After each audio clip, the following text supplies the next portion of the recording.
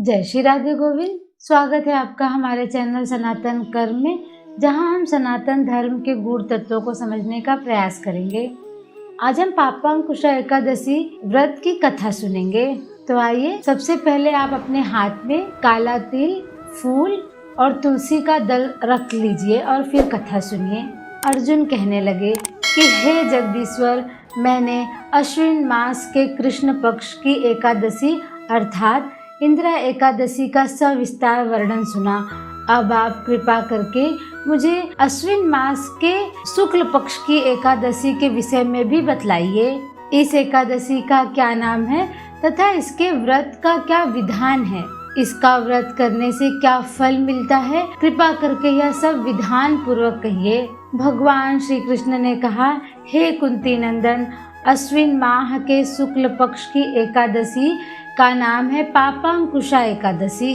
इसका व्रत करने से सभी पाप नष्ट हो जाते हैं तथा व्रत करने वाला अक्षय पुण्य का भागी होता है। अश्विन शुक्ल एकादशी के दिन इच्छित फल के प्राप्ति के लिए भगवान विष्णु का पूजन करना चाहिए। इस पूजन के द्वारा मनुष्य को स्वर्ग लोक की प्राप्ति होती है। हे अर्जुन, जो मनुष्य कठिन तपस्याओं के द्वारा फल की प्राप्ति करते हैं, वह फल इस एकादशी के दिन क्षीर सागर में शेषनाग पर शयन करने वाले भगवान विष्णु को नमस्कार करने मात्र से मिल जाता है और मनुष्य को यम दुख नहीं भोगने पड़ते।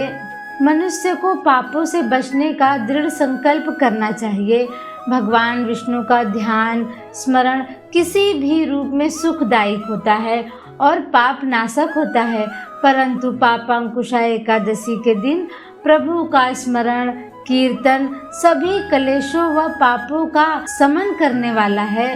पापांकुशा एकादशी व्रत कथा प्राचीन समय में विंध्य पर्वत पर क्रोधन नामक एक बहेलिया रहता था। वह बड़ा क्रूर था। उसका सारा जीवन हिंसा, लूटपाट, मद्यपान और गलत संगति पाप कर्मों में बीता। जब उसका अंतिम समय आया, तब यमराज के दूत उस बहेलियों को लेने आए और यमदूत ने बहेलिये से कहा कि कल तुम्हारे जीवन का अंतिम दिन है, हम कल तुम्हें लेने आएंगे।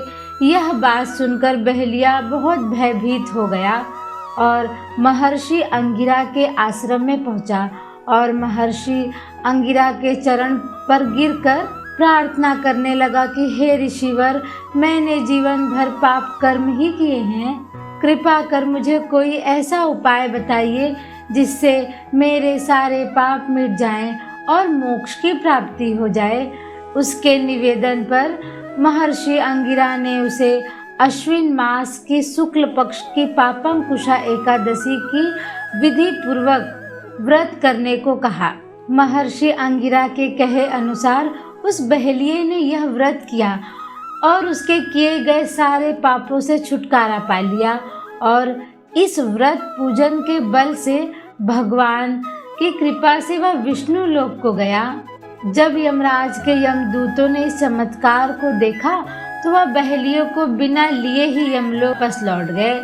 भगवान विष्णु की कृपा ऐसे ही हम सब लोगों पर बनी रहे।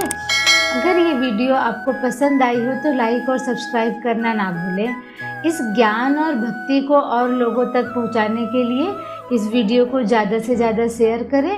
अपनी आध्यात्मिक यात्रा शुरू करें। मिलते हैं अगले वीडियो में। धन्यवाद।